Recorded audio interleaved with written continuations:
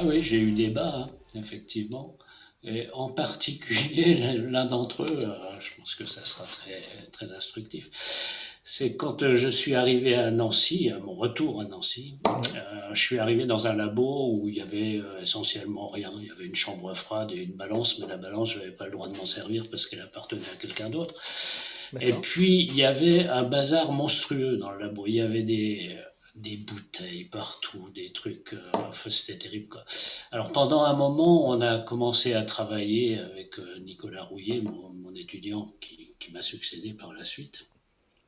On a commencé à travailler dans une pièce, dans deux pièces, puis un jour, on a dit, bah, il faut quand même qu'on libère un peu l'espace, et on est allé dans la pièce qui était vraiment tout au fond, où il y avait un capharnaüm monstrueux. Et puis à l'époque, il n'y avait pas de ramassage de produits. D'accord. Donc ce qu'on a fait, c'est qu'on a ouvert les robinets dans les éviers, puis on a commencé à virer des choses dans les éviers en faisant attention à ce qu'on mettait. Oui. En sachant aussi qu'il y avait des bouteilles, on ne savait pas très bien ce qu'il y avait dedans. Et tout s'est passé relativement convenablement. À un moment, on a mis un truc qui s'appelle de l'éthane thiol. Alors les thiols, ça pue toujours. Bon, ça sentait un petit peu mauvais, c'était pas terrible.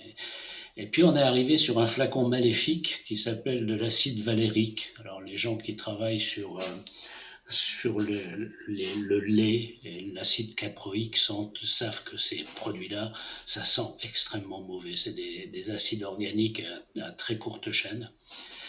Et donc l'acide valérique, il y avait 50 millilitres, donc on le dilue dans l'évier à grande eau, et ça commence à sentir dans tous les égouts autour de la fac. C'était monstrueux, quoi. Ils ont été obligés d'évacuer les amphis, les labos. Il y a le restaurant McDonald's qui était situé en aval, qui a porté plainte contre moi parce que j'avais créé des odeurs. Les McDo, ça flingue quand même pas mal, hein, à vrai dire.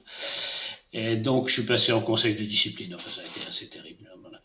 Mais suite à ça, ils ont commencé à ramasser les produits dans les labos, en fait. Donc, c'est grâce à moi, quelque part, D'accord. que ça s'est produit.